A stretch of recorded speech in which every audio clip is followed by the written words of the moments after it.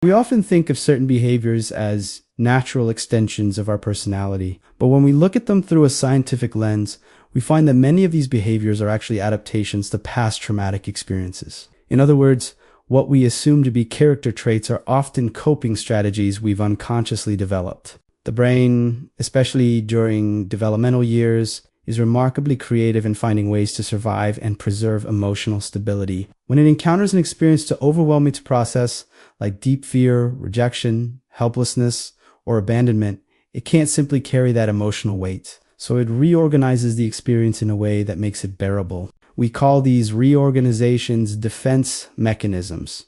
What's fascinating is that these mechanisms are designed to be temporary. They're meant to get us through the moment. But over time, if used repeatedly, they become ingrained in the brain as behavioral habits. Eventually, we begin to identify with them. We say, "This is just who I am." But in reality, those behaviors are not expressions of our core self. They are systems designed to protect it. Today, we're going to look closely at 5 behavioral patterns we often mistake for a personality, but which actually carry the imprint of past trauma. Each one may seem ordinary on the surface, but underneath lies a story of survival. The first pattern I want to explore is the rescuer role. But I'm not talking about everyday kindness. I'm referring to a version of helping that borders on self-sacrifice. When someone constantly puts others' needs before their own, often to the point of emotional exhaustion. If you often find yourself rushing to help those in distress, whether people or even animals on the street, if your life seems organized around saving others, then it's worth exploring what might be driving that instinct. Sometimes this tendency leads us toward professions like medicine, therapy, or coaching, roles where we can directly impact the lives of others. Other times we find ourselves deeply involved in volunteer work, dedicating time to nonprofit organizations or community support groups, trying to heal the wounds of others while putting our own needs aside. And often this helping impulse arises even when no one has asked for it. People who adopt the rescuer role frequently respond to an invisible call. But why? What kind of experience lies beneath this pattern? Research shows that many people who find themselves in this role grew up in families where a crisis was the norm. In these households, attention, care, and emotional energy were usually centered around one specific individual, someone who required constant support. This could have been a chronically ill family member, a parent struggling with addiction, or someone with physical or mental disabilities. Growing up in this environment, the child learns early on that their own needs are unlikely to be prioritized, so they develop a survival strategy, stay in the background, and only become visible when helping someone else. The brain forms a powerful learning schema. I only matter when I'm helping others. And because this neural pattern is activated so frequently, it eventually becomes encoded as a personality trait. But in truth, it's not a reflection of the self. It's a way the self protects itself. The child learns to build their sense of worth around their ability to reduce someone else's suffering. Another possibility is that these individuals were forced to take on adult responsibilities at a very young age. They weren't just children in the household.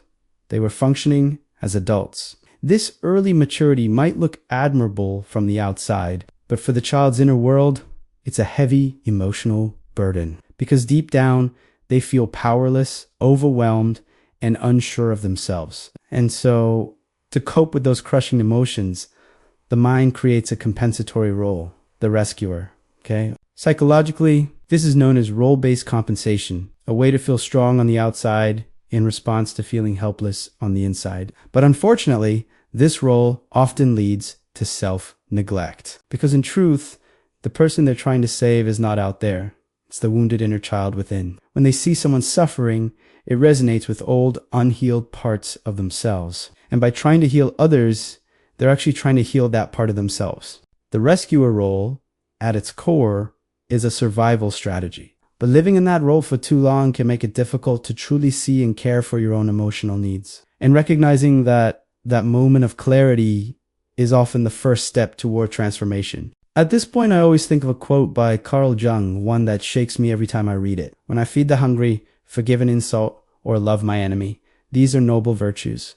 Yes, but what happens if I realize that the poorest beggar, the most ruthless criminal, lives inside me? What happens if I discover that the person most in need of compassion, the enemy most deserving of love, is actually myself? Jung's words are not just a psychological insight. They are a call to honest reflection. Because many of us try to heal ourselves by healing others. But real transformation begins when we learn to turn that compassion inward. Every figure we try to help in the outside world is often a reflection of a part of ourselves we've neglected. That's why the rescuer role is not a mirror to hold up to others. It's a mirror we need to hold up to ourselves. Don't forget to subscribe. And that brings us to the second behavioral pattern, excessive empathy. While often perceived as a virtue, this trait can erode a person's emotional boundaries, sometimes referred to as hyper-empathy syndrome.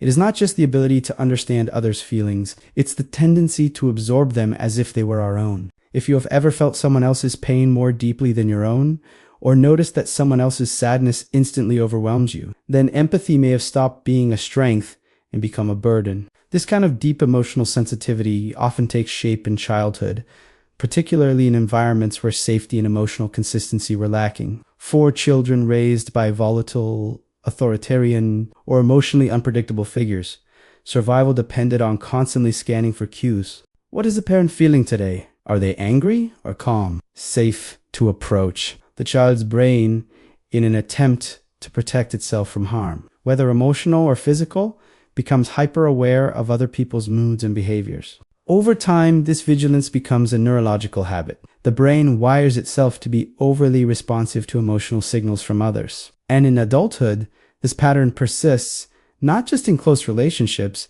but even with strangers. Someone else's sadness becomes an internal stressor. At this point, empathy is no longer a bridge for connection.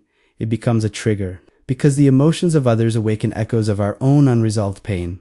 Clinical psychologist Dr. Lindsay Gibson explains this phenomenon clearly. Children who grow up having to manage their parents' emotional needs often carry that emotional mapping into adulthood automatically. In other words, constantly reading other people's emotions is not a personality trait. It's a lasting extension of a survival instinct. Empathy can be a beautiful quality, but when it lacks boundaries, it can pull a person into the emotional lives of others until they lose sight of their own. True compassion involves both understanding others and protecting ourselves. And often, in trying so hard to understand how others feel, we drift further away from our own emotional reality. That brings us to the third behavioral pattern, workaholism. On the surface, it can look like discipline or drive, but beneath it, there's often deep emotional fatigue. If you feel uncomfortable doing nothing, if relaxing is difficult, or if even during rest you feel compelled to be productive, then what you're really dealing with may have less to do with ambition and more to do with unresolved emotional dynamics.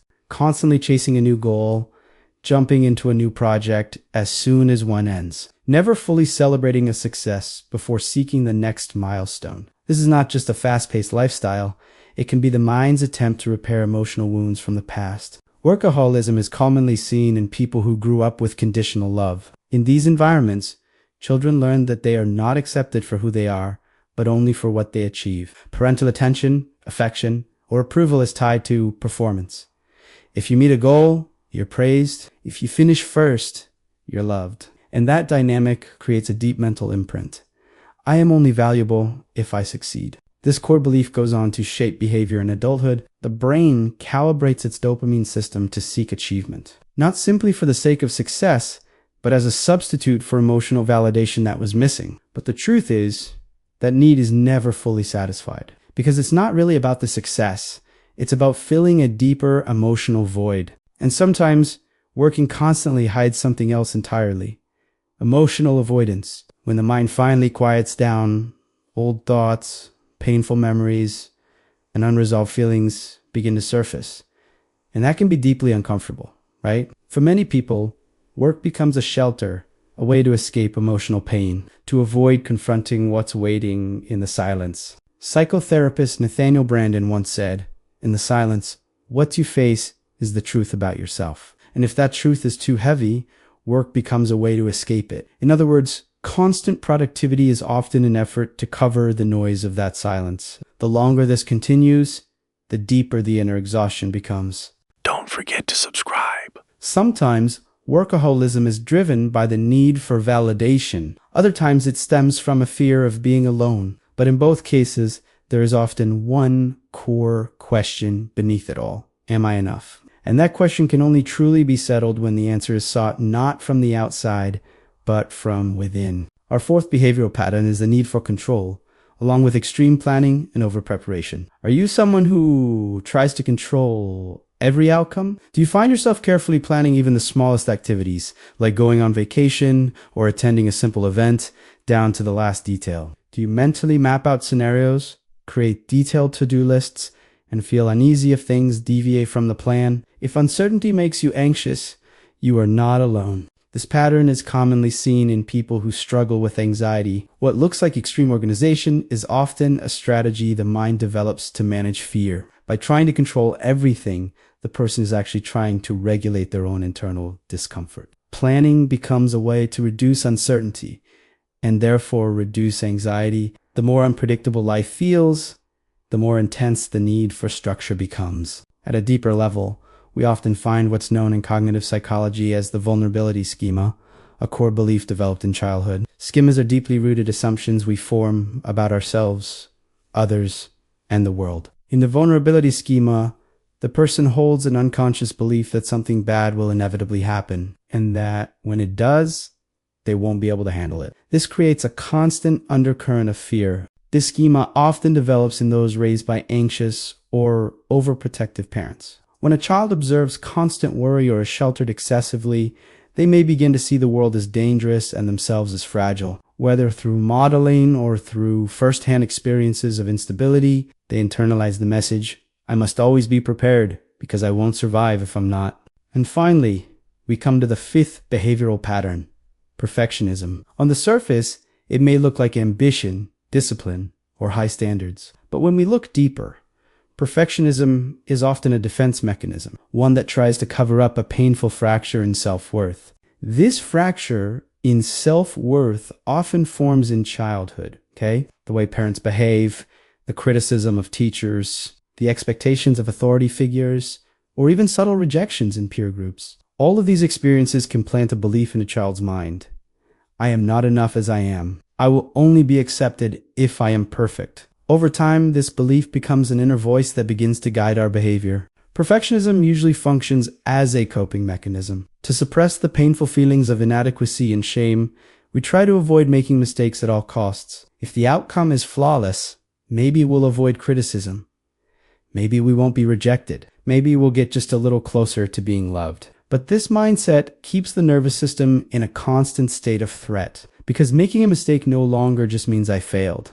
It means I'm not lovable, right? The brain stays on high alert. The prefrontal cortex plans, strategizes, anticipates outcomes, but the amygdala, our emotional memory center, keeps whispering the same message. If you're not good enough, you will not be accepted. That's why perfectionistic individuals often feel no real peace, even after completing something successfully. That inner voice still insists something is missing. Psychotherapist Dr. Breen Brown puts it this way: perfectionism is not the same thing as striving for excellence. It is a shield we carry, believing it will protect us from pain, but all it really does is keep us from being seen. Because behind every perfect outcome is often a quiet plea, please accept me. And so we must ask ourselves the question, if what I do is not perfect, then what? The answer to that question will lead us straight to our deepest beliefs, okay? And healing begins the moment we become aware of them, right? Now, I want to hear from you. What's your answer to that question? Let me know in the comments below. I'd love to hear your thoughts, because we grow and heal by learning from each other's stories. If you're looking for ways to better understand yourself and learn how to navigate difficult thoughts and emotions, you're in the right place. On this channel, we bring psychology into everyday life, and with every video, we go a little deeper inward. If you'd like to stay connected, don't forget to subscribe and turn on notifications so you don't miss new videos. And always remember, the journey of understanding yourself will transform you more than anyone else's understanding ever could, okay?